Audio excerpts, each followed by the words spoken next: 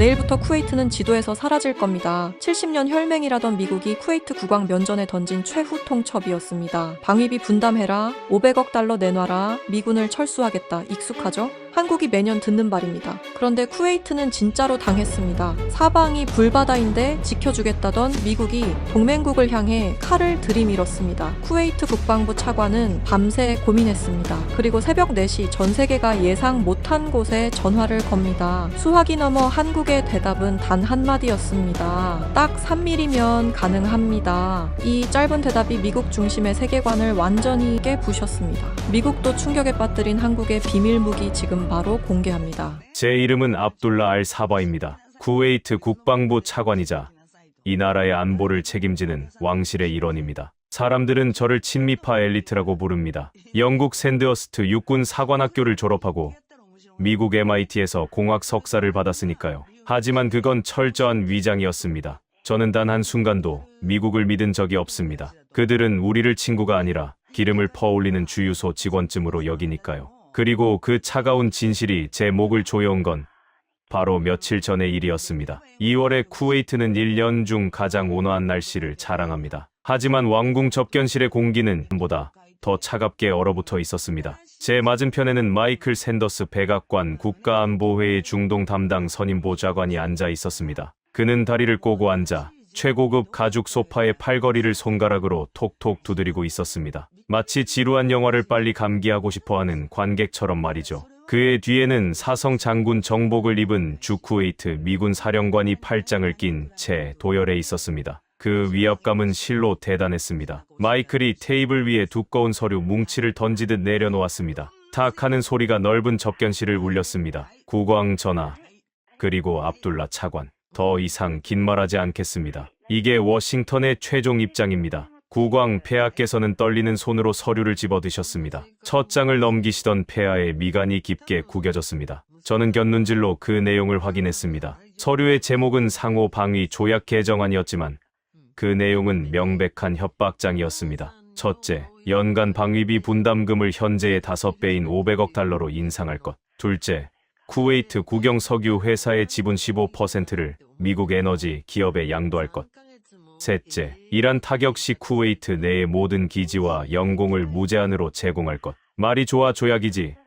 이건 주권을 포기하라는 노예 계약서였습니다. 500억 달러. 쿠웨이트 1년 예산의 절반에 달하는 천문학적인 금액이었습니다. 게다가 유전 지분을 넘기라니요. 그건 우리 국민들의 밥그릇을 통째로 미국에 바치라는 소리였습니다. 마이클, 이건 너무 과하지 않소. 우린 70년 동맹이요. 어떻게 하루아침에 이런 무리한 요구를. 국왕 폐하의 목소리는 힘이 없었습니다. 평생을 미국의 보호 아래 살아온 노인의 나약함이 묻어났습니다. 마이클이 코웃음을 쳤습니다. 동맹이라. 전하, 세상에 공짜 점심은 없습니다. 우리가 지난 30년 동안 당신네 기름통을 지켜주느라 쓴 돈이 얼마인 줄 아십니까? 이제 청구서를 내밀 때가 됐죠. 미국 납세자들도 인내심의 한계가 왔거든요. 저는 주먹을 꽉 쥐었습니다. 손톱이 손바닥을 파고들어 피가 날 지경이었습니다. 저 오만함, 저 거만함, 마치 자신들이 신이라도 되는 양 우리를 내려다보는 저 눈빛. 제 기억 속의 트라우마가 되살아났습니다. 1990년, 제가 9살이던 해였습니다. 이라크가 쿠웨이트를 침공했고 이듬해 사담 후세인은 퇴각하면서 700개가 넘는 유전의 불을 질렀습니다. 대낮에도 태양을 볼 수 없을 만큼 검은 연기가 하늘을 뒤덮었습니다. 그때 미군이 들어왔습니다. 사람들은 성조기를 흔들며 해방군을 환영했습니다. 하지만 어린 제 눈에 비친 미군은 구원자가 아니었습니다. 그들은 탱크를 앞세우고 들어와 왕궁을 접수하고 가장 먼저 유전의 통제권부터 챙겼습니다. 그들의 군화발 아래서 우리는 해방된 것이 아니라 주인이 바뀌었을 뿐이었습니다. 그때부터였습니다. 제가 힘을 길러야겠다고, 다시는 강대국의 자비에 내 목숨을 맡기지 않겠다고 다짐한 것은. 하지만 현실은 여전히 냉혹했습니다. 마이클이 시계를 보며 재촉했습니다. 압둘라 차관, 표정이 안 좋군요. 설마 거절할 생각은 아니겠죠? 48시간 드립니다. 그 안에 서명하지 않으면 주둔 미군은 즉시 철수합니다. 철수라니요. 지금 국경 너머 상황을 알면서 하는 소리입니까? 제가 참지 못하고 소리쳤습니다. 국경 너머에는 이란의 지원을 받는 무장 세력이 호시탐탐 기회를 노리고 있었습니다. 그들은 최근 신형 자폭 드론 수천 대를 배치하고 공격 명령만을 기다리고 있다는 첩보가 있었습니다. 미군이 빠지는 순간 쿠웨이트는 불바다가 될 것이 뻔했습니다. 마이클이 자리에서 일어나며 넥타이를 고쳐 맸습니다. 그러니까 서명하시라는 겁니다. 아, 참, 잊을 뻔했군요. 오늘부로 패트리엇 시스템의 정기 점검이 시작됩니다. 소프트웨어 업데이트 때문에 당분간 가동률이 30%로 떨어질 겁니다. 재수가 없으면 날아오는 미사일을 보고만 있어야 할 수도 있겠네요. 그것은 확인 사살이었습니다. 돈을 내놓지 않으면 방패를 치워버리겠다는 노골적인 협박. 쿠웨이트의 하늘을 지키는 패트리엇 미사일의 통제권은 전적으로 미군에게 있었습니다. 그들이 코드를 잠가버리면 수십억 달러짜리 발사되는 고철 덩어리에 불과했습니다. 국왕 폐하께서 얼굴이 하얗게 질린 채 저를 바라보셨습니다. 그 눈빛은 저에게 이렇게 말하고 있었습니다. 압둘라, 어서 방법을 찾아라. 제발 우리를 살려다오. 마이클이 콧노래를 흥얼거리며 접견실을 나갔습니다. 쾅 닫히는 문소리가 제 심장을 때렸습니다. 정막이 감도는 접견실. 저는 국왕 폐하께 다가가 무릎을 꿇었습니다. 폐하, 결단을 내리셔야 합니다. 결단이라니 500억 달러를 주란 말이냐? 아니면 나라를 팔아먹으란 말이냐? 아니요. 둘 다 아닙니다. 놈들을 내보내야 합니다. 국왕 폐하가 소스라치게 놀라셨습니다. 미쳤구나. 미군이 나가면 우린 하루도 못 버텨. 저 하늘을 봐라. 독수리들이 우리 시체를 뜯어먹으려고 기다리고 있어. 저는 천천히 고개를 들었습니다. 그리고 품 안에서 낡은 사진 한 장을 꺼냈습니다. 3년 전 제가 두바이의 한 호텔 방에서 찍은 사진이었습니다. 사진 속에는 덥수룩한 수염을 기른 동양인 남자와 제가 굳은 악수를 하고 있었습니다. 그 남자의 손은 거친 굳은 살로 뒤덮여 있었고 눈빛은 사막의 태양처럼 뜨거웠습니다. 폐하, 기억하십니까?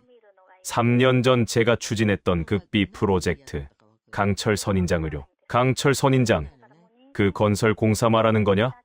송유관 교체한다고 사막을 파헤치던 그 공사 말이냐? 그게 지금 무슨 소용이 있어? 그건 단순한 공사가 아니었습니다. 폐하, 우리는 지난 3년 동안 미국의 눈을 속이고 사막 한가운데에 진짜 방패를 심었습니다. 미국이 돈 계산기를 두드릴 때 그들은 목숨을 걸고 약속을 지켰습니다. 저는 자리에서 일어났습니다. 그리고 창밖으로 보이는 황량한 사막을 바라보았습니다. 저 멀리 신기루처럼 아른거리는 송유관 건설 현장이 보였습니다. CIA조차 단순한 토목 공사라고 믿고 있는 그곳. 하지만 그 모래 언덕 아래에는 대한민국이 심어놓은 거대한 비밀이 잠들어 있었습니다. 폐하, 이제 우리가 선택할 차례입니다. 돈만 밝히는 용병에게 목숨을 구걸할 것인지 아니면 의리를 지키는 진짜 친구와 함께 싸울 것인지요. 국왕 폐하의 눈동자가 흔들렸습니다. 하지만 저는 알고 있었습니다. 이 도박이 실패하면 저는 쿠웨이트를 멸망시킨 역적의 이름으로 역사에 기록될 것입니다. 하지만 성공한다면 우리는 비로소 진정한 독립을 쟁취하게 될 것입니다. 저는 주머니 속의 휴대전화를 만지작거렸습니다. 단축 번호 1번. 저장된 이름은 미스터 박. 한국인 현장 소장 박동철이었습니다. 지금쯤 그는 사막의 모래 폭풍 속에서 제가 거는 전화를 기다리고 있을 겁니다. 손에 땀이 찼습니다. 과연 그들이 만든 무기가 저 거만한 미국의 패트리엇보다 강할까요? 과연 그들이 약속한 대로 5,000대의 드론을 막아낼 수 있을까요? 저는 심호흡을 한번 크게 하고 통화 버튼을 눌렀습니다. 신호음이 한번 울리기도 전에 상대방이 전화를 받았습니다. 그리고 들려온 굵직한 한국어 한마디가 제 가슴을 뛰게 만들었습니다. 기다리고 있었습니다. 차관님, 물 끓여 놓을까요? 그 한마디에 저는 3년 전의 기억이 파노라마처럼 스쳐 지나갔습니다. 이 모든 것이 시작된 그날, 두바이의 밤, 여러분께 먼저 그 이야기를 들려드려야 할 것 같습니다. 미국도 모르게, 심지어 우리 내각도 모르게 진행된 3년간의 비밀 작전. 사막의 유령이라 불리는 한국인들과의 첫 만남으로 돌아가 보겠습니다. 그날 두바이의 밤은 유난히 뜨거웠습니다. 시계를 3년 전으로 돌려보겠습니다. 두바이. 화려한 부르즈 할리파의 야경이 내려다 보이는 호텔 스위트룸이었지만 저는 커튼을 굳게 닫아 걸고 있었습니다. 방 안에는 팽팽한 긴장감만이 감돌았습니다. 제 맞은편에는 말끔한 슈트 차림의 남자가 앉아 있었습니다. 그는 미국 록히드 마틴의 세일즈맨도 프랑스 다소의 로비스트도 아니었습니다. 대한민국 방위사업청 특사 한민수였습니다. 그와의 만남은 철저한 비밀이었습니다. 만약 미국 정보국인 CIA가 이 사실을 알았다면 저는 다음 날 아침 의문의 사고사를 당했을지도 모릅니다. 그만큼 위험한 도박이었습니다. 하지만 저는 절박했습니다. 미국의 무리한 요구는 날이 갈수록 심해지고 있었고 우리 군은 껍데기만 남은 허수아비 신세였으니까요. 한 특사가 탁자 위에 놓인 태블릿 PC를 켰습니다. 화면에는 복잡한 설계도면이 떠올랐습니다. 차관님, 우리는 무기를 팔러 온 게 아닙니다. 시스템을 지어드리러 왔습니다. 시스템이라뇨? 구체적으로 말해보시오. 미국은 무기를 팔지만 그 무기를 작동시키는 열쇠는 절대 넘겨주지 않죠. 하지만 우리는 다릅니다. 우리는 열쇠는 물론이고 그 열쇠를 복사할 수 있는 기계까지 드립니다. 대한민국은 70년 동안 전쟁을 멈춘 적이 없는 나라입니다. 휴전 상태라는 건 언제든 다시 총을 들 수 있다는 뜻이죠. 그래서 우리는 생존을 위해 기술을 갈고 닦았습니다. 그의 눈빛은 단호했습니다. 장사꾼의 비굴함이 아니라 전사의 결기가 느껴졌습니다. 그가 화면을 넘기자 기이한 형태의 구조물이 나타났습니다. 얼핏 보면 사막의 송유관 밸브 스테이션이나 평범한 통신탑처럼 보였습니다. 하지만 한 특사가 화면을 터치하자 구조물의 외피가 벗겨지며 그 안에 숨겨진 무시무시한 발톱이 드러났습니다. 우리는 이것을 강철 선인장이라고 부릅니다. 겉모습은 완벽한 민간 시설입니다. 위성으로 봐도 드론으로 정찰해도 절대 알 수 없습니다. 하지만 버튼 하나만 누르면 30초 안에 복합 대공 방어 기지로 변신합니다. 강철 선인장. 사막의 혹독한 환경에서 살아남기 위해 가시를 숨기고 있는 식물. 그 이름이 묘하게 마음에 들었습니다. 하지만 저는 여전히 의심을 거둘 수 없었습니다. 설계도면은 누구나 그릴 수 있습니다. 문제는 그것을 현실로 만들 수 있느냐는 것이었죠. 특히나 섭씨 50도가 넘는 이 지옥 같은 사막에서 말입니다. 한 특사. 그림은 훌륭하오. 하지만 우리 사막은 기계들의 무덤이오. 미국 장비들도 모래 폭풍 한 번이면 먹통이 되기 일쑤요. 당신의 기술이 여기서 통한다는 보장이 있소? 한 특사는 대답 대신 옅은 미소를 지었습니다. 그리고 저에게 내일 새벽 사우디 국경 근처의 건설 현장으로 와달라고 제안했습니다. 그곳에서 직접 눈으로 확인하라는 것이었죠. 다음 날 새벽 4시 저는 수행원도 없이 낡은 지프를 몰고 국경지대로 향했습니다. 내비게이션조차 먹통이 되는 황량한 모래 언덕 너머 그곳에는 한국 건설사들이 진행 중인 대규모 담수화 플랜트 공사 현장이 있었습니다. 새벽 4시였지만 현장은 대낮처럼 환했습니다. 수백 개의 서치라이트가 켜져 있었고 중장비들이 굉음을 내며 움직이고 있었습니다. 저는 차에서 내리자마자 숨이 턱 막혔습니다. 새벽임에도 열기는 살인적이었습니다. 모래 섞인 바람이 따귀를 때리듯 불어닥쳤습니다. 그때였습니다. 저 멀리서 누군가가 고함을 치며 달려왔습니다. 안전모를 쓰고 작업복은 기름과 먼지로 범벅이 된 중년의 남자였습니다. 그가 바로 박동철 현장 소장이었습니다. 그는 저를 보자마자 달려와 악수를 청하는 대신 제 차 바퀴를 가리키며 소리쳤습니다. 거기 차 빼세요.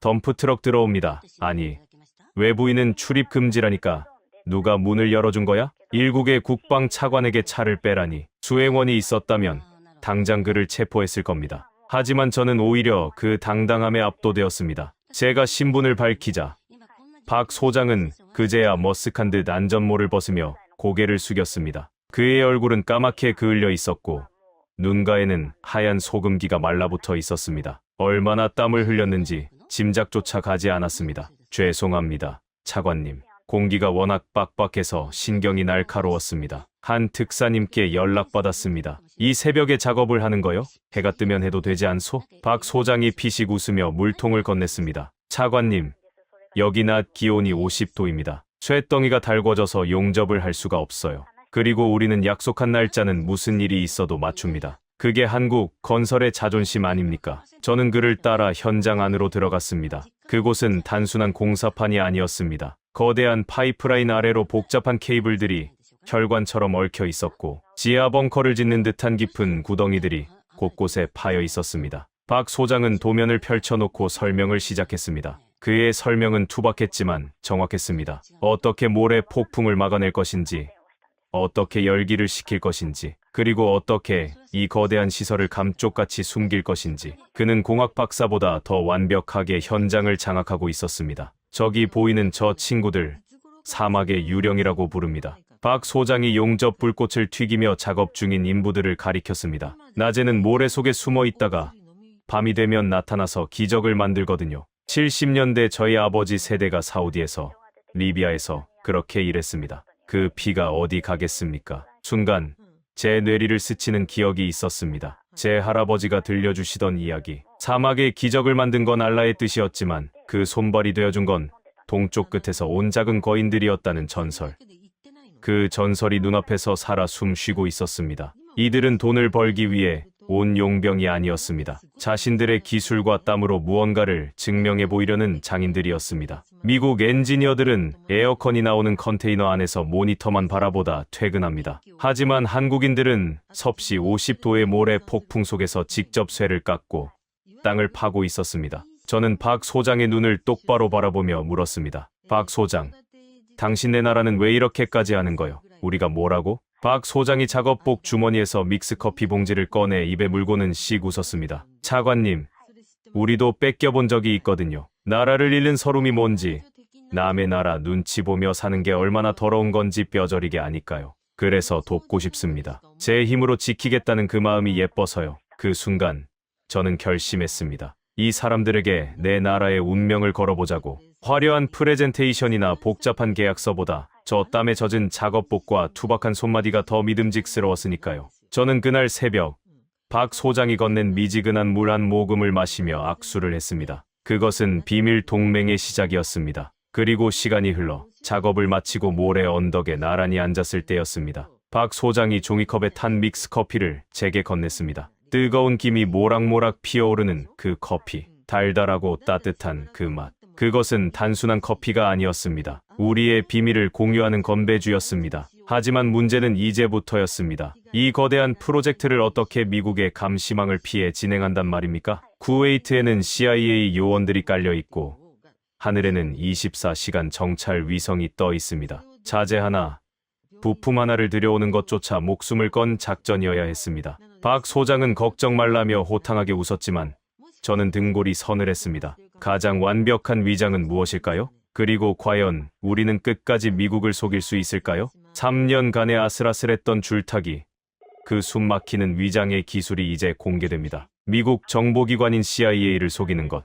그것은 마치 사자굴에 들어가서 사자의 콧수염을 뽑는 것과 같은 무모한 짓이었습니다. 하지만 우리는 그 무모한 도박을 시작했습니다. 프로젝트명 스마트 워터 그리드. 겉으로는 쿠웨이트 북부 지역의 식수와 공업용수를 공급하는 최첨단 수도관 공사였습니다. 하지만 그 지하에는 대한민국이 자랑하는 방공 시스템의 신경망이 깔리고 있었고, 지상에는 언제든 미사일 발사대로 변신할 수 있는 특수 위장 구조물들이 세워지고 있었습니다. 공사가 본격화된 그해 여름은 유난히 뜨거웠습니다. 낮 기온이 52도까지 치솟는 살인적인 더위 속에서도 한국인 기술자들은 멈추지 않았습니다. 그들은 낮에는 평범한 배관 공사를 하고 밤이 되면 진짜 작업을 시작했습니다. 사막의 모래바람을 뚫고 컨테이너 박스로 위장된 천궁2 레이더와 비오복합 대공포가 은밀하게 반입되었습니다. 가장 큰 난관은 바로 위성이었습니다. 지구 저궤도를 도는 미국의 정찰 위성 키올은 지상에 있는 신문, 기사 제목까지 읽을 수 있을 정도로 정밀했습니다. 우리는 위성이 지나가는 시간대를 분 단위로 계산하여 그 시간 동안에는 철저하게 민간 공사 현장으로 위장했습니다. 미사일 발사관은 거대한 수도관 파이프처럼 도색되었고 레이더 기지는 물탱크 타워처럼 꾸며졌습니다. 박동철 소장의 아이디어는 기가 막혔습니다. 그는 가짜 파이프라인 안에 실제 미사일을 숨겨두고 그 위를 특수 차열 덮개로 덮어 열상 감지 카메라까지 속였습니다. 하지만 위기는 예고 없이 찾아왔습니다. 어느 날 오후였습니다. 예고도 없이 검은색 SUV 차량 3대가 현장 사무소로 들이닥쳤습니다. 차에서 내린 사람은 주 쿠웨이트 미국 대사관의 1등 서기관이자 사실상 CIA 지부장인 로버트였습니다. 그는 매의 눈처럼 날카로운 눈빛으로 현장을 훑어보았습니다. 심장이 덜컥 내려앉았습니다. 하필이면 그날은 지하 벙커로 들어가는 입구를 확장 공사 중이던 날이었습니다. 자칫하면 지하에 숨겨둔 통제실이 발각될 수도 있는 상황. 저는 식은땀을 흘리며 그를 맞이했습니다. 로버트 지부장, 여긴 웬일입니까? 사전 통보도 없이. 압둘라 차관, 냄새가 나서요. 단순한 수도 공사치고는 보안 등급이 너무 높더군요. 그리고 최근에 한국에서 들어오는 화물량이 급증했다는 보고도 있고, 로버트는 거두절미하고 현장 안쪽으로 걸어 들어갔습니다. 그가 향하는 곳은 바로 핵심 시설인 제3구역이었습니다. 그곳에는 아직 위장막을 씌우지 못한 신형 레이더 부품들이 쌓여 있었습니다. 이대로라면 끝장이었습니다. 경호원들에게 신호를 보내야 하나, 아니면 억지로라도 막아야 하나. 머릿속이 하얗게 질려가던 그때였습니다. 어디선가 꽹과리 같은 고함 소리가 들려왔습니다. 헤이, 스톱, 스톱, 데인저러스. 위험해. 박동철 소장이었습니다. 그는 흙투성이가 된 작업복 차림으로 손에는 거대한 스패너를 든 채 로버트의 앞을 가로막았습니다. 로버트의 경호원들이 즉시 품 안으로 손을 집어넣었습니다. 일촉즉발의 상황. 하지만 박 소장은 아랑곳하지 않고 로버트에게 삿대질을 해댔습니다. 당신들 뭐야? 안전모 안 썼어. 여기 안전 제일 몰라. 세이프티 퍼스트. 노 헬멧. 노 엔트리. Get out. 박 소장의 콩글리시 섞인 영어에 로버트가 당황한 듯 멈칫했습니다. 박 소장은 기회를 놓치지 않고 넉살을 부리기 시작했습니다. 그는 로버트의 어깨를 툭 치며 주머니에서 무언가를 꺼내 내밀었습니다. 그것은 한국산 홍삼 캔디였습니다. 아이고, 우리 손님들이 오셨네. 근데 여긴 위험해요. 다이너마이트 꽝꽝. 발파 작업 중이라고. 저기 가서 시원한 커피나 한잔 합시다. 코리안 커피. 베리 굿. 박 소장은 로버트의 혼을 쏙 빼놓았습니다. 마치 시골 장터의 약장수처럼 정신없이 떠들며 자연스럽게 그들의 발걸음을 현장 식당으로 유도했습니다. 그 사이 뒤에서는 기술자들이 빛의 속도로 레이더 부품 위에 방수포를 덮고 흙을 뿌렸습니다. 로버트는 결국 박 소장의 억척스러운 환대에 못 이겨 믹스커피 한 잔을 마시고는 혀를 내두르며 돌아갔습니다. 돌아가는 그의 차를 보며 박 소장이 제게 윙크를 날렸습니다. 차관님, 10년 감수하셨죠? 한국 아재들의 연기력이 할리우드 배우 뺨치지 않습니까? 저는 그제야 다리에 힘이 풀려 주저앉고 말았습니다. 이 사람들의 배짱은 도대체 어디서 나오는 걸까요? 하지만 진정한 놀라움은 하드웨어가 아니라 소프트웨어에 있었습니다. 그날 밤, 박 소장은 저를 지하 벙커로 안내했습니다. 그곳에서는 한국에서 파견된 20, 30대 젊은 프로그래머들이 밤을 새워 코딩하고 있었습니다. 그들이 하는 작업은 바로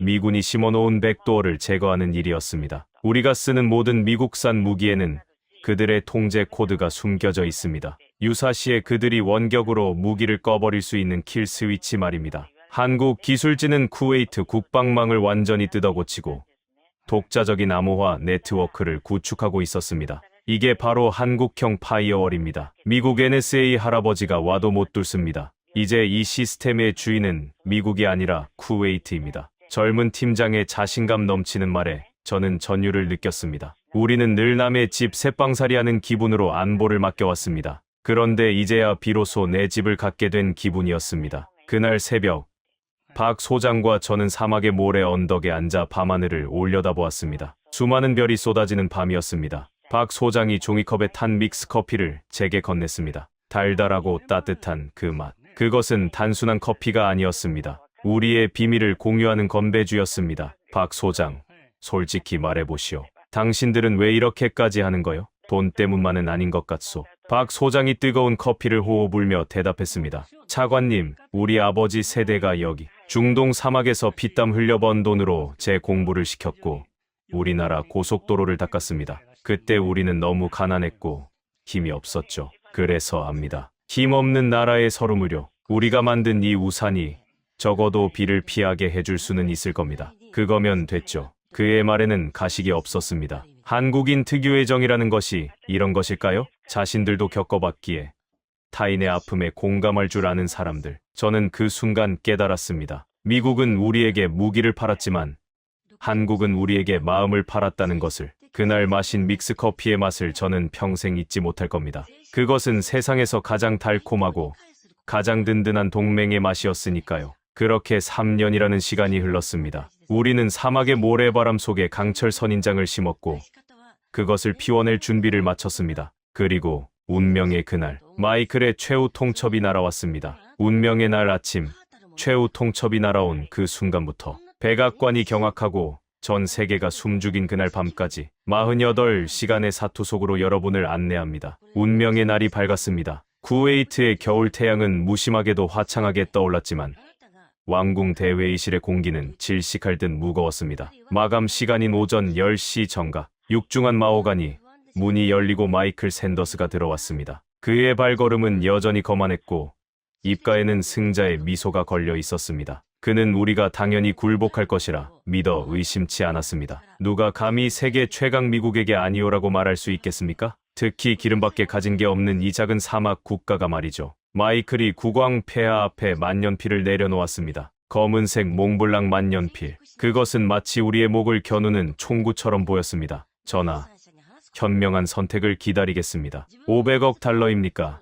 아니면 국가의 존망입니까? 국왕 폐하께서 만년필을 집어드셨습니다. 회의실에 있던 모든 장관이 숨을 죽였습니다. 내무장관은 제발 서명하시라고 눈으로 애원하고 있었고, 재무장관은 계산기를 두드리는 듯한 표정으로 식은땀을 흘리고 있었습니다. 하지만 폐하의 시선은 저에게 향해 있었습니다. 저는 폐하께 짧게 고개를 끄덕였습니다. 그것은 신호였습니다. 우리는 더 이상 노예로 살지 않겠다는, 죽더라도 서서 죽겠다는 마지막 결의였습니다. 폐하께서는 만년필 뚜껑을 닫으시더니 그대로 마이클의 면전으로 던져버리셨습니다. 만년필이 테이블 위를 굴러 바닥으로 떨어졌습니다. 그 작은 소리가 마치 폭탄 터지는 소리처럼 회의실을 뒤흔들었습니다. 마이클의 표정이 순식간에 일그러졌습니다. 이게 무슨 짓입니까? 나가시오. 내 나라는 내가 지키겠소. 당신들의 더러운 보호비 따위는 필요 없으니 당장 내 땅에서 꺼지시오. 국왕 폐하의 목소리는 지난번과는 달랐습니다. 떨림은 사라지고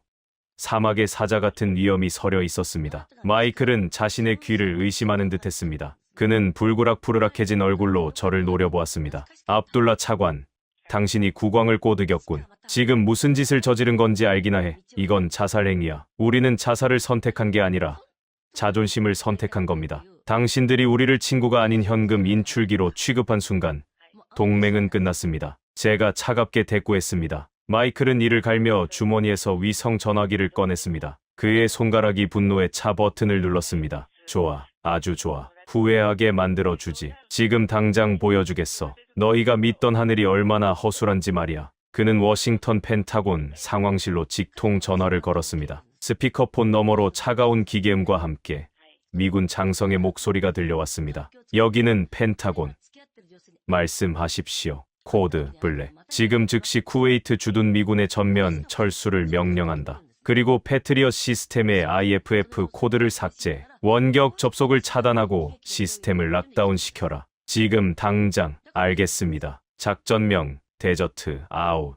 실행합니다. 그 순간이었습니다. 회의실 한쪽에 마련된 대형 모니터들이 미친 듯이 깜빡거리기 시작했습니다. 쿠웨이트 전역에 배치된 8개의 패트리엇 포대.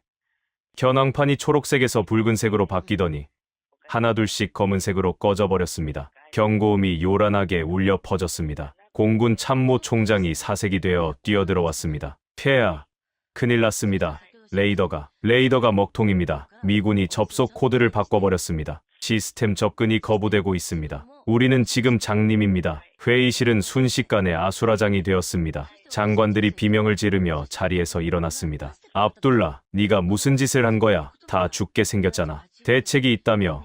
한국 무기는 어디 있어? 당장 내놓으란 말이야. 그들은 저를 잡아먹을 듯이 달려들었습니다. 조금 전까지만 해도 미국의 횡포에 분노하던 그들이 막상 칼이 목에 들어오자 저를 역적으로 몰아세웠습니다. 이것이 약소국의 비애였습니다. 스스로 지킬 힘이 없는 자들의 공포. 마이클은 그 혼란을 즐기며 유유히 회의실을 빠져나갔습니다. 그가 문을 나서기 전 뒤를 돌아보며 남긴 말은 저주에 가까웠습니다. 오늘 밤 알라에게 기도나 열심히 해. 이란 놈들이 너의 기름 탱크에 불을 붙일 때 내가 헬기 위에서 샴페인을 터뜨리며 구경해 줄 테니까. 문이 닫히고 정적만이 감돌았습니다. 국왕 폐하께서는 의자에 깊이 기대어 눈을 감으셨습니다. 저를 믿고 내린 결단이었지만 그 대가는 너무나 가혹해 보였습니다. 저는 묵묵히 참모총장에게 물었습니다. 국경 상황은 최악입니다. 미군이 철수 준비를 시작하자마자 국경 너머 무장 세력의 통실량이 폭증했습니다. 놈들이 움직이기 시작했습니다. 드론 부대가 발사 대형을 갖추고 있다는 첩보입니다. 예상 규모는 수천 대입니다. 수천 대. 패트리엇이 멀쩡해도 막아내기 힘든 숫자였습니다. 하물며 지금은 레이더조차 꺼진 상태. 놈들이 작정하고 덤비면 쿠웨이트 시티는 30분 안에 잿더미가 될 것이 뻔했습니다. 저는 주머니 속에 한라인 전용 전화기를 꽉 쥐었습니다. 박동철 소장. 지금 믿을 것은 오직 그 사람. 그리고 그들이 심어놓은 강철 선인장뿐이었습니다. 하지만 두려움이 엄습했습니다. 만약 작동하지 않으면, 만약 한국 기술이 과장된 것이라면, 아니, 그들이 정말 우리를 위해 목숨을 걸어줄까? 미국도 도망치는 마당에 한국 기술자들이라고 별 수 있을까? 그때 제 전화기가 진동했습니다. 발신자 표시 제한. 하지만 저는 직감했습니다. 박 소장이었습니다. 떨리는 손으로 전화를 받았습니다. 박 소장입니까? 수화기 너머에서는 거친 바람 소리와 함께 덤프트럭의 엔진 소리가 들려왔습니다. 그리고 박 소장의 목소리가 들려왔습니다. 그의 목소리는 묘하게 차분했습니다. 마치 폭풍우 속에서도 흔들리지 않는 바위처럼. 차관님, 소식 들었습니다. 양키들이 짐 싸서 나간다면서요? 아주 잘 됐습니다. 거추장스러운 놈들이 없어야 우리 물건이 제대로 실력 발휘를 하거든요. 하지만 패트리엇이 꺼졌소. 우린 지금 눈먼 장님이요. 걱정 마십시오. 우리는 남의 눈 안 빌립니다. 우리 눈으로 보고 우리 손으로 때립니다. 차관님은 딱 하나만 해주시면 됩니다. 그게 뭡니까?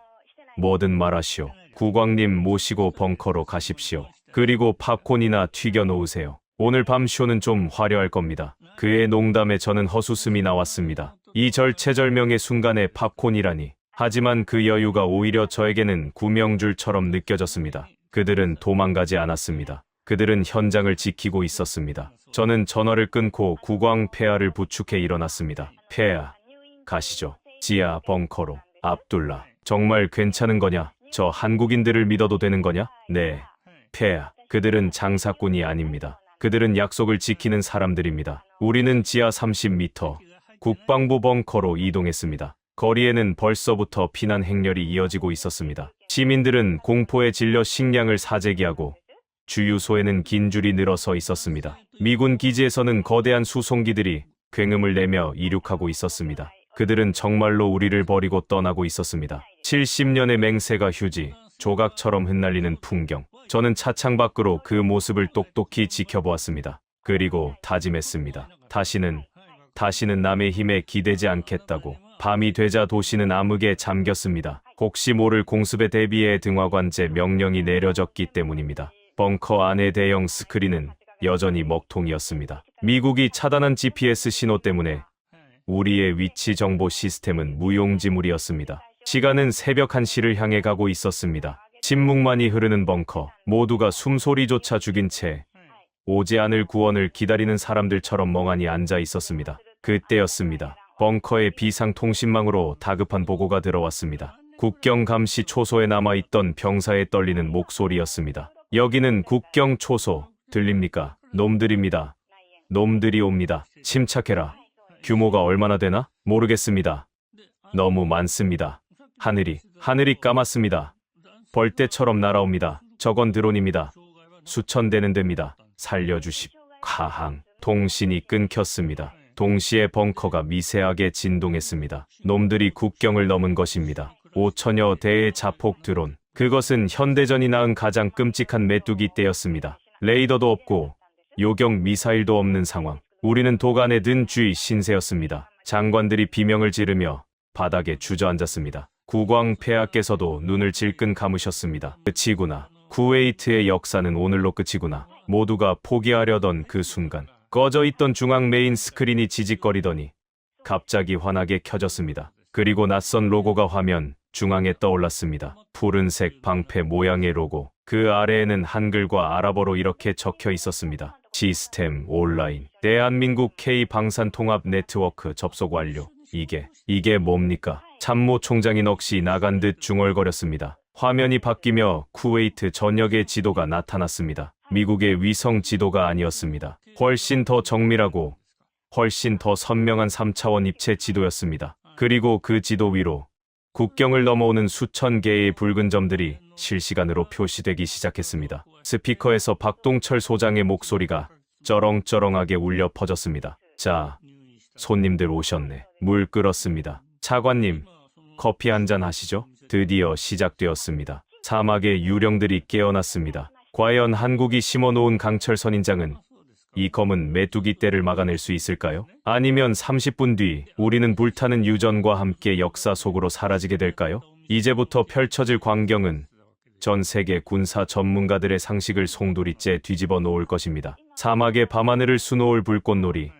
그 전율의 현장으로 들어갑니다. 그날 새벽 2시, 쿠웨이트의 밤은 잔인할 정도로 고요했습니다. 마지막 미군 수송기 C-17 글로브 마스터가 요란한 굉음을 내며 알리 알살렘 공군 기지를 이륙했습니다. 그 소리가 멀어지자 도시에는 무거운 적막만이 남았습니다. 그것은 폭풍 전야의 고요함이 아니었습니다. 사형수가 형 집행을 기다리는 감방의 침묵과도 같았습니다. 국방부 지하 벙커 상황실. 수십 명의 장군과 강료들이 모여 있었지만 누구 하나 입을 떼지 못했습니다. 그들의 시선은 모두 꺼져버린 메인 스크린을 향해 있었습니다. 미군이 떠나면서 패트리엇 시스템의 운영 체제를 원격으로 잠가버린 탓에 우리는 눈과 귀를 모두 잃은 상태였습니다. 레이더 화면에는 노 시그널, 신호 없음이라는 붉은 글씨만 깜빡거리고 있었습니다. 전하, 정말 이대로 끝입니까? 내무장관이 떨리는 목소리로 침묵을 깼습니다. 그의 얼굴은 공포로 하얗게 질려 있었습니다. 국왕 폐하께서는 아무 말씀 없이 묵주만 돌리고 계셨습니다. 그 손끝이 미세하게 떨리고 있음을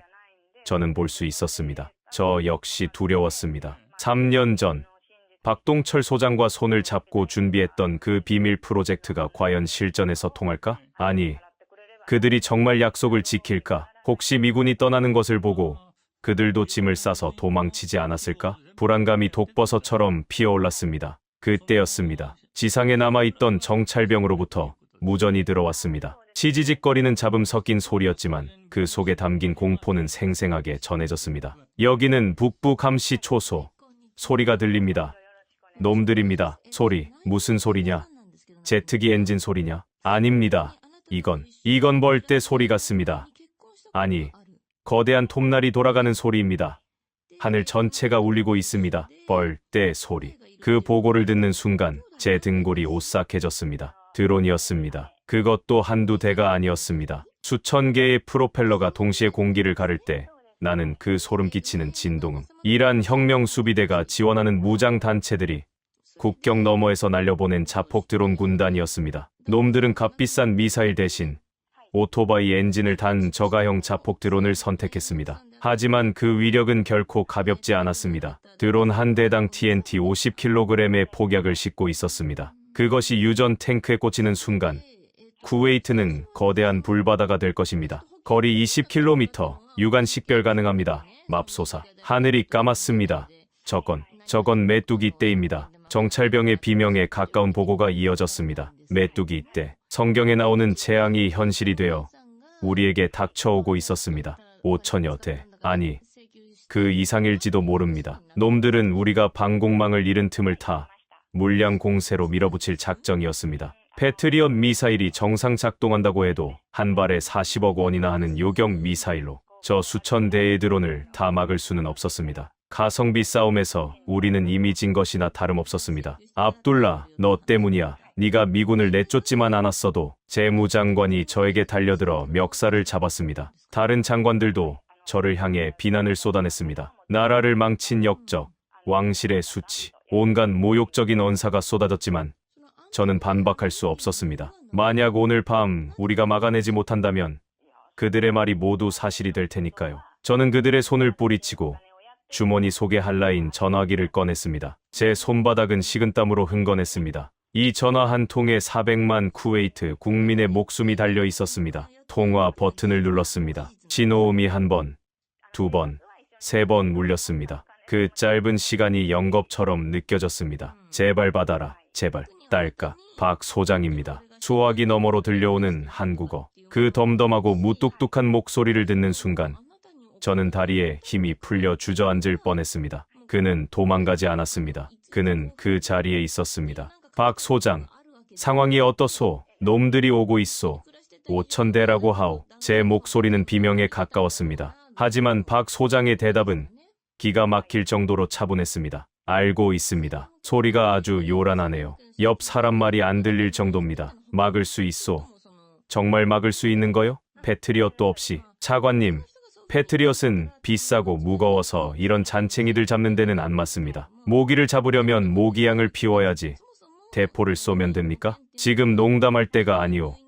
10분 뒤면 유전이 폭발하오. 진정하십시오. 10분이면 라면 하나 끓여 먹고도 남는 시간입니다. 지금 벙커 메인 스크린 보시죠. 선물 하나 보내드립니다. 박 소장이 전화를 끊지 않은 채 누군가에게 짧게 명령했습니다. 야, 김대리, 전원 올려. 위장막 벗기고. 그 순간이었습니다. 먹통이었던 벙커 정면의 대형 스크린이 지직거리더니 푸른색 화면으로 바뀌었습니다. 그리고 중앙에 선명한 태극 문양과 쿠웨이트 국기가 교차하며 로고가 떠올랐습니다. KDS 시스템 부팅 완료. 한국형 통합방공 네트워크 접속. 벙커 안에 있던 모든 사람이 숨을 멈췄습니다. 미국의 위성 지도가 사라지고 한국이 독자적으로 구축한 3차원 정밀 지도가 화면을 가득 채웠습니다. 그 지도는 우리가 한 번도 보지 못한 세상이었습니다. 미국이 제공하던 흐릿한 흑백 화면과는 차원이 달랐습니다. 쿠웨이트 국경지대의 모래 언덕 높낮이까지 완벽하게 구현된 디지털 트윈. 그리고 그 위로 붉은 점들이 나타나기 시작했습니다. 하나, 둘, 셋. 순식간에 수천 개의 붉은 점들이 화면을 뒤덮었습니다. 마치 검은 잉크를 쏟아붓는 것처럼 국경선이 붉게 물들었습니다. 아, 탄식이 터져 나왔습니다. 눈으로 확인한 공포는 상상 그 이상이었습니다. 저 수천 개의 붉은 점들이 모두 폭탄을 싣고 우리 머리 위로 날아오고 있는 것입니다. 미국의 레이더는 이 정도 규모의 표적을 동시에 추적하지 못합니다. 과부하가 걸려 시스템이 다운되었을 겁니다. 하지만 한국의 시스템은 달랐습니다. 화면 한 구석에 실시간 데이터 처리량이 표시되고 있었습니다. 표적 식별 5247개, 이동 속도 시속 180km, 도달 예상 시간 8분 30초. 미친 성능이었습니다. 5000개가 넘는 표적을 하나하나 개별적으로 추적하고 있었습니다. 박 소장의 목소리가 벙커 스피커를 통해 흘러나왔습니다. 잘 보이십니까? 이게 저희가 3년 동안 땅 파서 만든 눈입니다. 미국 놈들이 GPS 끊으면 장님될 줄 알았겠죠? 천만에요. 우리는 자체 데이터 링크로 봅니다. 국왕 폐하께서 떨리는 손으로 화면을 가리키셨습니다. 압둘라, 저게 다 적인가? 네, 폐하, 저것들이 드론입니다. 그럼 어찌해야 하느냐? 우리가 가진 미사일로는 어림도 없어. 저걸 다 요격하려면 미사일이 5000발은 있어야 해. 맞습니다. 재래식 무기로는 불가능한 싸움이었습니다. 수학적으로 계산이 안 나오는 전쟁이었습니다. 하지만 저는 박 소장의 마지막 말을 기억하고 있었습니다. 모기를 잡으려면 모기향을 피워야 한다. 저는 다시 전화기를 귀에 댔습니다. 박 소장, 눈은 떴소. 이제 주먹을 보여주시오. 저 놈들을 어떻게 잡을 거요? 박 소장이 낮게 웃었습니다. 그 웃음소리에서 소름 끼치는 자신감이 느껴졌습니다. 차관님, 3년 전 제가 했던 말 기억하십니까? 사막에는 선인장이 잘 자란다고요. 이제 꽃을 피울 시간입니다. 명령만 내려주십시오. 저는 국왕 폐하를 바라보았습니다. 폐하께서 고개를 끄덕이셨습니다. 그것은 제 인생에서 가장 무거운 끄덕임이었습니다. 저는 심호흡을 하고 단전에서부터 끌어올린 목소리로 외쳤습니다. 전 시스템 발사, 쿠웨이트를 지켜라. 제 명령이 떨어지자마자 박 소장의 목소리가 벙커를 울렸습니다. 전원, 전투 위치로. 강철 선인장 전개, 뚜껑 열어. 화면 속 지도에서 변화가 일어났습니다. 붉은 점들이 몰려오는 경로상에 지금까지 보이지 않았던 푸른 점들이 하나둘씩 켜지기 시작했습니다. 그것은 유전지대 한복판이었습니다. 평범한 송유관 파이프라인이 지나가는 곳, 건설 자재들이 쌓여있던 야적장, 그리고 우리가 지난 3년간 땀 흘려 만들었던 그 모든 위장 시설들. 지금 사막의 모래 언덕이 갈라지고 있습니다. 땅속 깊이 잠들어 있던 한국의 비밀 병기가 세상 밖으로 고개를 내밀고 있습니다. 5000여 대의 드론과 한국형 방공 시스템의 정면 승부. 이것은 단순한 요격이 아닙니다. 이것은 학살이 될 것입니다. 과연 누가 사냥꾼이고 누가 사냥감인지 이제 곧 밝혀집니다. 스크린 속의 붉은 점들이 유전지대 코앞까지 들이닥쳤습니다. 남은 시간은 1분 남짓. 벙커 안의 사람들은 죽음을 받아들인 듯 눈을 감거나 신의 이름을 부르짖고 있었습니다. 그때였습니다. 화면 속 평범한 송유관 밸브 스테이션으로 표시되던 파란 점들이 일제히 깜빡거렸습니다. 현장에 설치된 고해상도 CCTV 화면이 메인 스크린에 띄워졌습니다. 어둠 속에 잠겨있던 사막, 거대한 모래 언덕 아래 묻혀있던 강철 파이프라인들이 기괴한 소리를 내며 갈라지기 시작했습니다. 우리가 지난 3년간 스마트 워터 그리드라고 불렀던 수도관 공사 현장, 그 위장을 벗어던지는 순간이었습니다. 지축을 울리는 진동과 함께 위장막이 걷히고 거대한 원통형 발사관들이 수직으로 기립했습니다. 그것은 마치 사막에 선인장이 가시를 세우는 모습과 흡사했습니다. 한국형 중거리 지대공 미사일 천궁2였습니다. 미국의 패트리엇보다 싸지만 명중률은 더 높다는 한국의 걸작. 하지만 그게 다가 아니었습니다. 공사장 한 구석에 주차되어 있던 낡은 덤프 트럭들의 짐칸이 젖혀졌습니다. 그 안에서 튀어나온 것은 흙더미가 아니라 쌍열포를 장착한 자주 대공포 비오복합이었습니다. 그리고 가장 은밀한 곳, 물탱크처럼 생긴 거대한 원형 구조물의 뚜껑이 열리며 매끄러운 렌즈가 달린 탑이 솟아올랐습니다. 그것은 대한민국이 세계 최초로 실전 배치한 비밀 병기 천마광 레이저 시스템이었습니다. 발사. 박동철 소장의 짧은 외침이 스피커를 찢을듯 울려 퍼졌습니다. 동시에 사막의 밤이 대낮처럼 환하게 밝혀졌습니다. 천궁2 미사일들이 콜드 런칭 방식으로 튀어올랐습니다. 화염도 없이 공중으로 솟구친 미사일들이 순식간에 점화되더니 마하 5의 속도로 적의 선두 그룹을 향해 쇄도했습니다. 미국의 미사일처럼 요란하게 날아가지 않았습니다. 마치 사냥감을 노리는 매처럼 조용하지만 치명적으로 날아가 꽂혔습니다. 콱광, 콱콱광. 밤하늘에서 거대한 불꽃놀이가 시작되었습니다. 선두에 섰던 대형 드론 수십 대가 흔적도 없이 사라졌습니다. 벙커 안에서 탄성이 터져 나왔습니다. 하지만 적은 너무 많았습니다. 선두가 무너졌음에도 뒤따르던 수천 대의 자폭 드론들은 멈추지 않고 밀고 들어왔습니다. 마치 죽음을 두려워하지 않는 좀비 떼 같았습니다. 미사일만으로는 저 물량을 다 막아낼 수 없어 보였습니다. 내무장관이 비명을 질렀습니다. 안 돼. 뚫린다. 너무 많아. 그때 박 소장의 목소리가 다시 들려왔습니다. 김대리, 비오복합 돌려. 놈들을 채로 걸러버려. 덤프트럭 위에서 대기하던 비오복합들이 포신을 돌렸습니다. 그리고 30mm 대공포가 불을 뿜기 시작했습니다. 두두두두두두두. 그 소리는 마치 거대한 재봉틀이 돌아가는 소리 같았습니다. 아니, 하늘을 찢어발기는 소리였습니다. 분당 600발의 포탄이 붉은 궤적을 그리며 밤하늘에 그물을 쳤습니다. 그야말로 불의 장막이었습니다. 드론들이 그 불의 그물에 걸려 추풍낙엽처럼 떨어졌습니다. 날개가 찢겨나가고 엔진이 터지며 공중에서 산화했습니다. 비오복합 옆에 달려있던 신궁 미사일들도 쉴 새 없이 날아가 적의 허리를 끊어놓았습니다.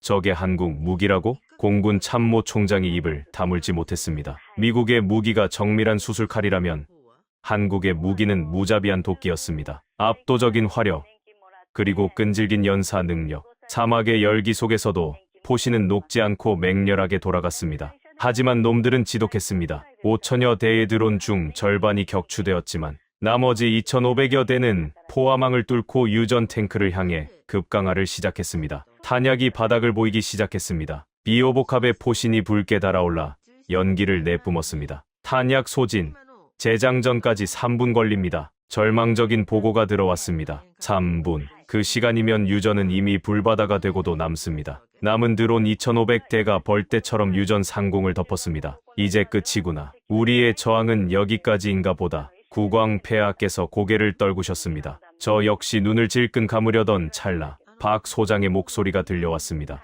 이번엔 아주 낮고 서늘한 목소리였습니다. 걱정 마십시오. 진짜는 지금부터니까. 레이저 가동. 청소 시작해. 청소. 그는 전쟁을 청소라고 표현했습니다. 물탱크 타워로 위장했던 천마광 시스템이 웅웅거리는 소리를 내며 작동했습니다. 하지만 아무것도 보이지 않았습니다. 미사일의 화염도, 대공포의 굉음도 없었습니다. 오직 벙커 스크린 속의 적외선 카메라만이 그 기적을 보여주고 있었습니다. 소리 없는 빛의 줄기가 어둠을 갈랐습니다. 사람의 눈에는 보이지 않는 고출력 레이저 빔. 그것은 마치 신의 회초리 같았습니다. 유전을 향해 돌진하던 드론들이 갑자기 허공에서 춤을 추듯 비틀거리기 시작했습니다. 레이저가 드론의 광학 센서와 배터리를 정확하게 태워버린 것입니다. 일직선으로 뻗어나가는 빛의 검은 단 1초도 쉬지 않고 표적을 바꿨습니다. 치지지 축, 치지지 축. 드론들이 맥없이 바닥으로 떨어졌습니다. 마치 살충제를 맞은 파리떼처럼. 폭발도 없었습니다. 그저 조용히 그리고 확실하게 죽어갔습니다. 1초에 2대, 아니 3대. 레이저 시스템 5기가 동시에 작동하자 하늘을 뒤덮었던 검은 구름이 순식간에 걷히기 시작했습니다. 탄약 걱정도, 재장전 시간도 필요 없는 무한의 탄창. 전력만 공급된다면 영원히 쏠 수 있는 꿈의 무기. 우리가 깔아놓은 지하 전력망이 이 괴물 같은 무기에 생명을 불어넣고 있었습니다. 요격률 90%, 95%. 오퍼레이터의 목소리가 떨리기 시작했습니다. 화면 속 붉은 점들이 지우개로 지운 듯 사라져갔습니다. 마지막 남은 드론 한 대가 유전 탱크 10m 앞까지 접근했습니다. 모두가 숨을 멈춘 순간 보이지 않는 빗줄기가 드론의 동체를 관통했습니다. 드론은 털썩 하고 모래밭에 처박혔습니다. 유전 탱크에는 흠집 하나 나지 않았습니다. 전탄 격추 확인, 아군 피해 없음, 유전 시설 안전합니다. 정적. 벙커 안에는 기계 돌아가는 소리 외에는 아무 소리도 들리지 않았습니다. 너무나 비현실적인 광경에 내가 상황을 처리하지 못하고 있었습니다. 5천여 대가 날아왔습니다. 그리고 5천여 대가 모두 떨어졌습니다. 단 20분 만에. 그것도 미국이 자랑하는 패트리엇 없이 오직 한국이 만든 시스템만으로. 스크린 속의 하늘은 다시 깨끗해졌습니다. 마치 아무 일도 없었다는 듯 사막의 별들만이 총총히 빛나고 있었습니다. 박 소장의 목소리가 정적을 깼습니다. 거봐요. 제가 뭘 했습니까? 모기는 모기향으로 잡아야 한다니까요. 차관님, 팝콘 다 드셨습니까?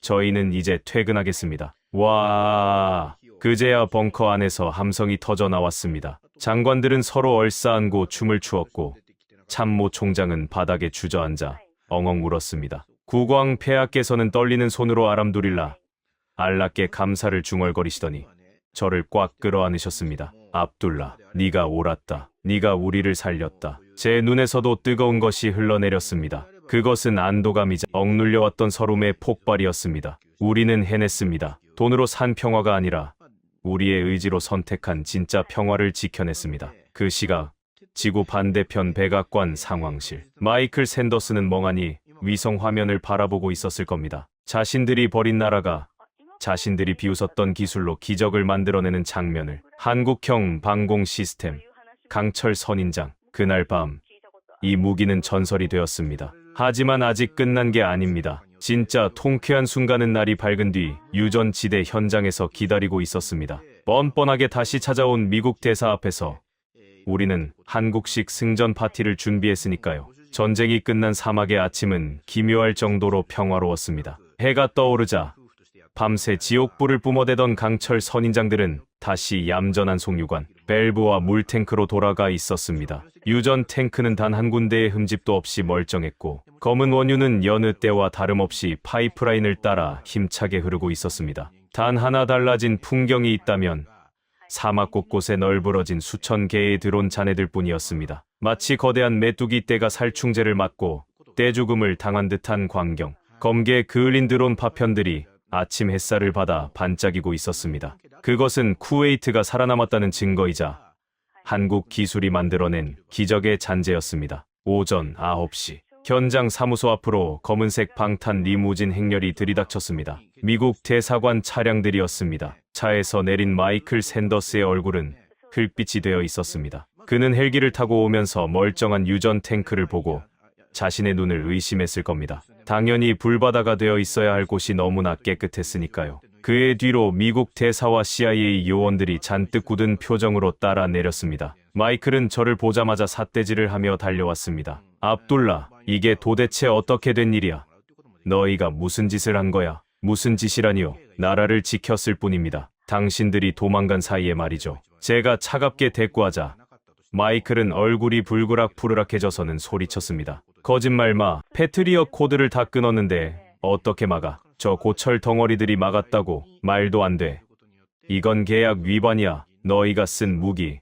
저거 다 불법이야. 미국 승인 없는 무기 도입은 명백한 조약 위반이라고. 적반하장도 유분수였습니다. 자신들이 우리를 버리고 도망친 주제에 이제 와서 계약 위반을 운운하다니. 기가 막혀 말이 안 나올 지경이었습니다. 그때였습니다. 마이클의 등 뒤에서 굵직한 목소리가 들려왔습니다. 계약 위반, 누가 할 소리를 하는 게냐. 국왕 폐하셨습니다. 폐하께서는 호위무사들을 대동하고 천천히 마이클 쪽으로 걸어오고 계셨습니다. 그 위험에 눌려 미국 대사관 직원들이 뒷걸음질 쳤습니다. 마이클조차 흠칫 놀라 입을 다물었습니다. 하지만 그는 곧 표정을 수습하고 뻔뻔하게 대꾸했습니다. 전하, 오해하지 마십시오. 저희는 쿠웨이트의 안전을 우려해서. 안전, 5,000대의 드론이 날아오는데 패트리엇을 끄고 도망간 게 우리의 안전을 위한 것이었나? 폐하의 호통에 마이클은 꿀먹은 벙어리가 되었습니다. 그 사이 저는 현장 사무소 한쪽에 마련된 간이 테이블을 보았습니다. 그곳에는 박동철 소장이 작업복 차림으로 앉아 있었습니다. 그는 밤새 한숨도 못 잤는지 눈이 퀭하고 수염이 덥수룩했지만 표정만은 세상에서 가장 편안해 보였습니다. 박 소장은 마이클과 미국 대사가 떠들든 말든 전기 포트에 물을 끓이고 있었습니다. 그리고 종이컵에 믹스커피 봉지를 뜯어넣고 나무젓가락으로 휘휘 저었습니다. 달달한 커피 향이 사막의 건조한 바람을 타고 퍼졌습니다. 그 냄새가 어찌나 구수하던지 긴장감이 감돌던 현장 분위기가 순식간에 누그러지는 듯했습니다. 박 소장은 다 탄 커피를 들고 국왕 폐하께 다가왔습니다. 미국 경호원들이 막아서려 했지만 폐하께서 손을 들어 제지하셨습니다. 전하, 밤새 고생하셨는데 이거 한잔 하시죠. 한국식 해장 커피입니다. 박 소장이 내민 것은 금박을 입힌 찻잔이 아니라 쭈글쭈글한 종이컵이었습니다. 마이클이 코웃음을 쳤습니다. 일국의 국왕에게 저런 싸구려 인스턴트 커피를 주다니. 역시 한국인들은 격식이 없군. 하지만 폐하께서는 두 손으로 종이컵을 받으셨습니다. 그리고 뜨거운 김을 후불어가며 커피를 한 모금 들이키셨습니다. 폐하의 얼굴에 옅은 미소가 번졌습니다. 달구나. 아주 달아. 내 평생 마신 그 어떤 차보다 달콤하고 든든하구나. 폐하께서는 커피를 맛보신 후 마이클을 돌아보며 말씀하셨습니다. 마이클, 자네는 이걸 싸구려라고 했나? 천만에. 이건 세상에서 가장 비싼 커피일세. 네. 그게 무슨. 이 커피 안에는 자네들이 요구한 500억 달러에는 없는 게 들어있거든. 바로 진심이라는 걸세. 폐하의 말씀에 마이클의 표정이 일그러졌습니다. 폐하께서는 박 소장의 어깨에 손을 얹으시며 계속 말씀하셨습니다. 애들은 우리에게 계산서를 내밀었지만 이 친구들은 우리에게 목숨을 걸었어. 어젯밤 5,000대의 드론이 날아올 때 자네들은 어디 있었나? 비행기 타고 도망가기 바빴지. 하지만 이 한국 친구들은 우리 병사들과 함께 벙커를 지켰네. 자네들이 꺼버린 레이더 대신 자신들의 눈으로 하늘을 감시했어. 박 소장은 쑥스러운 듯 머리를 긁적였습니다. 아유, 전하, 그 말씀을요. 저희는 그냥 약속을 지킨 것뿐입니다. 납기 일은 생명이다. 그게 한국 건설의 사운이라서요. 그 투박하지만 진실한 한마디. 그것이 바로 한국인들의 힘이었습니다. 화려한 언변이나 세련된 매너는 없어도 한 번 뱉은 말은 끝까지 책임지는 우직함. 우리는 그것을 정의라고 부르기로 했습니다. 마이클은 더 이상 할 말이 없었는지 씩씩거리며 미국 대사를 쳐다보았습니다. 미국 대사가 난처한 표정으로 나섰습니다. 전하, 그래도 이건 외교 문제입니다. 한국이 독자적으로 무기를 판매하고 운용하는 건 미국의 중동 전략에 위배됩니다. 제재가 들어갈 수도 있습니다. 제재, 하하하.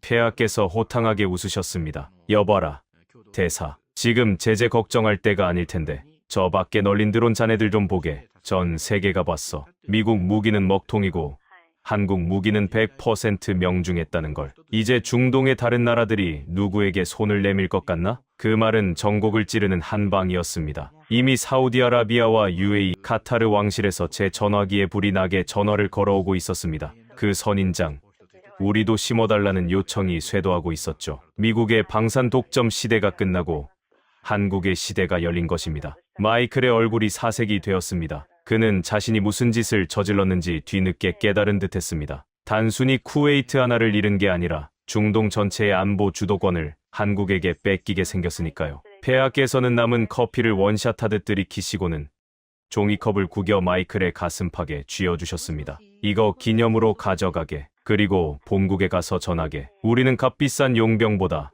믹스커피 한 잔을 나눠 마실 수 있는 진짜 친구를 택했다고. 마이클은 구겨진 종이컵을 든 채 멍하니 서 있었습니다. 그의 오만했던 자존심이 종이컵처럼 찌그러지는 순간이었습니다. 박 소장이 넉살 좋게 한마디 거들었습니다. 어이, 미스터 마이, 그거 다 마신 거니까 쓰레기통에 잘 버려요. 분리수거 알죠? 우리는 뒷마무리도 깔끔하거든요. 현장에 있던 모든 사람이 웃음을 터뜨렸습니다. 한국 기술진들도, 쿠웨이트 군인들도, 심지어 국왕 폐하까지도. 그 웃음소리는 사막의 아침을 유쾌하게 울렸습니다. 마이클과 미국 대표단은 쫓기듯 차에 올라타 현장을 빠져나갔습니다. 그들의 뒷모습은 패배자의 그것과 다를 바 없었습니다. 차가 사라지자 박 소장이 제게 다가와 손을 내밀었습니다. 거칠고 투박한 손. 하지만 그 어느 때보다 따뜻한 손이었습니다. 차관님, 이제 발 뻗고 주무십시오. PS는 저희가 확실하게 해드립니다. 평생 무상 수리 보장입니다. 저는 그의 손을 맞잡으며 물었습니다. 박 소장, 당신들에게 우리는 무엇이었소?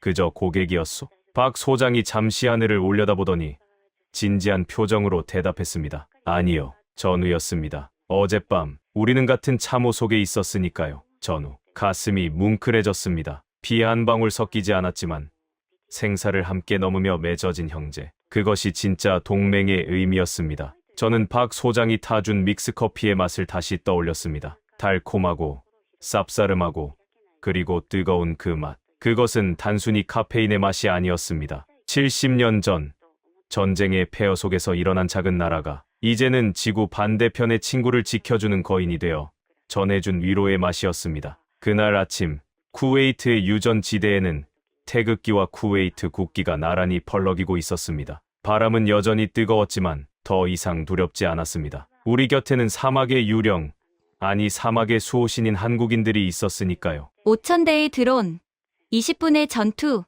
요격률 100%. 미국이 패트리엇 코드를 끊고 도망간 그날 밤, 쿠웨이트의 하늘을 지킨 건 별과 줄무늬가 아니었습니다. 3년간 사막의 모래 속에 묻어둔 강철 선인장, 대한민국이 만든 방패였습니다. 쿠웨이트 국왕은 금박 찻잔 대신 구겨진 종이컵을 받아들었습니다. 그 안에 담긴 건 믹스커피 한 잔, 그리고 세상에서 가장 비싼 재료, 진심이었습니다. 우리는 값비싼 용병보다 커피 한 잔을 나눠 마실 수 있는 진짜 친구를 택했다. 70년 전, 폐허에서 일어난 나라가 이제는 지구 반대편 사막을 지키는 수호신이 되었습니다. 가슴이 뜨거워졌다면 전후 2글자만 남겨주십시오. 이 영상을 공유하는 건 단순한 클릭이 아닙니다. 묵묵히 약속을 지킨 사람들의 이름을 세상에 알리는 일입니다. 납기 일은 생명이다. 그게 한국입니다.